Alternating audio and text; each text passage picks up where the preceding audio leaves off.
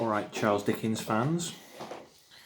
I'm going to have a little look at this quote, "Solitary as an oyster," from Christmas Carol, Stave 1. And the reason we're going to have a look at it is because I managed to get to the fishmongers today. And look what I've got. That is an oyster. Now, when I was teaching this, it occurred to me that not everyone knows what an oyster is. And to be honest, I've only had oysters a couple of times in my life. They're not very popular. So I'm going to eat one. I'm a little bit apprehensive about that because they're a bit of an acquired taste, perhaps not so enjoyable.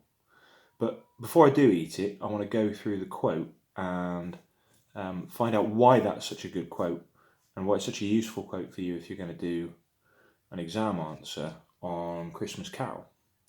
So let's begin by looking at the actual quote itself. To contextualise, I'll tell you what, let's put that there. Move this camera around. So there you go. So to contextualise the quote, to look at it in the context of where it happens in the novel, it happens in Stave 1, and it's the narrator describing Scrooge by means of introducing him. And we know that he's the protagonist, he's going to be the central character in the story. And Dickens uses a lot of description of Scrooge as a way of establishing this obsessively greedy and isolated character. And we could describe him as a kind of anti-hero. We know he's going to go on a journey and he's going to change, but at least to start with, he's a villainous character.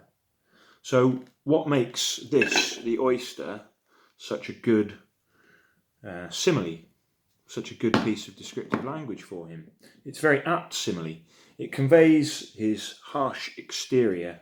This is part of a pattern of sensory language that Dickens has used to describe Scrooge, all of which giving these sort of rough, tactile patterns of touch. If you look at an oyster, it is extremely rough and really quite sharp.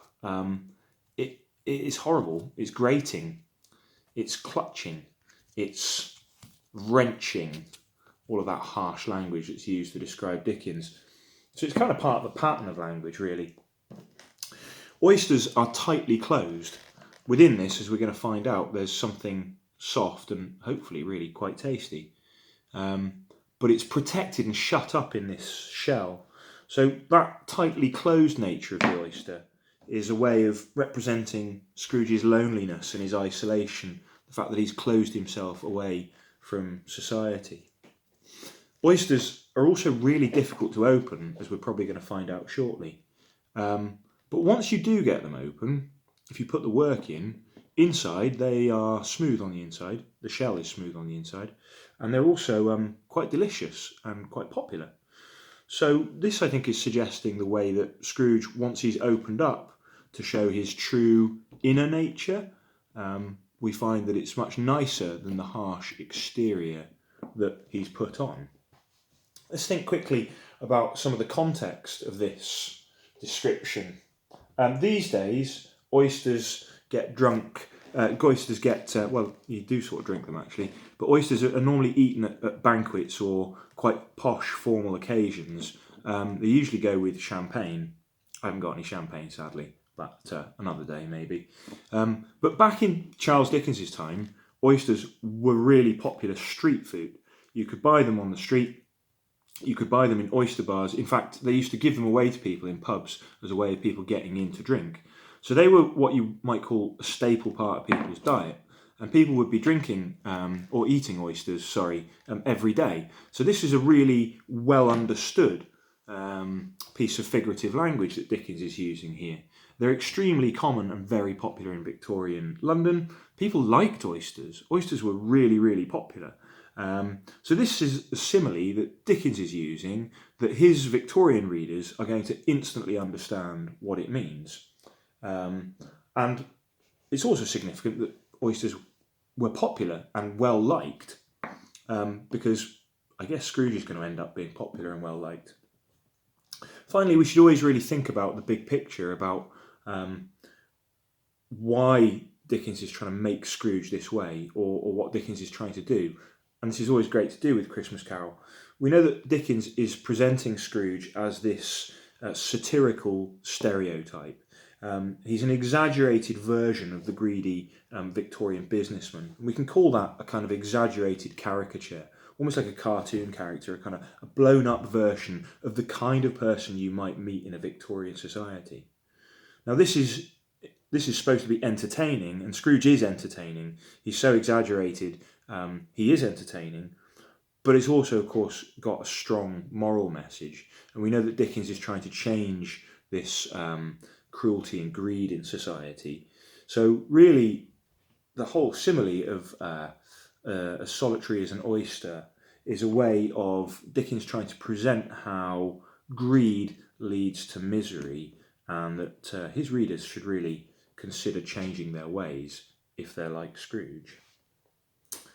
Okay, shall we have a go? I've got here some Tabasco sauce, which is like hot chili sauce, and lemon, which is one of the ways that you can eat an oyster. Let's give this a go. Okay, if you see it there, there's like a little bit at the end here, and the guy at the fishmonger said that actually what you've got to do is jab the knife in there and then lever it open. But he also said make sure you use a cloth around your hand because it's sharp enough to actually cut your hand if you open it. It might take some doing, so my knife may not even be strong enough. I get that in. Might bend the knife, this. Oh, I've got it. It's opened. Right. Don't think I'm going to cut myself. So you can see that is, you might be able to see that is just harsh, slowly prizing it open. You can hear the sound of the knife on it. It's splintering a little bit. Come on, Scrooge, open up. I'm on fingers now. Oh, jeez. Wow. Oh, bit of splatter there. Okay, on the inside you can see the shell is really smooth and a little bit bright. And I've got this like salty water inside, which is sloshing around. Now, the oyster itself, I'm not going to lie, it looks a little bit like snot, or something that someone coughed up. You've got to make sure it's loose in the shell. Probably can't see that very well, so yeah, I don't want to spill it. Oh, there you go, I have spilled it. See that? Lovely, looks a bit like snot. Tastes salty, briny, like salt water. So I'm going to hit it with the hot sauce and the lemon juice, and cheers.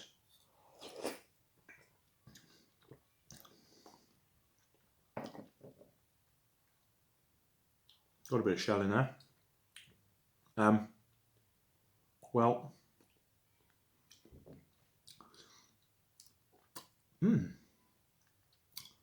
it'll take some getting used to. I'm going to have another one after. Yeah, it's actually quite nice. Should do this more often. Double thumbs up. Thanks for watching.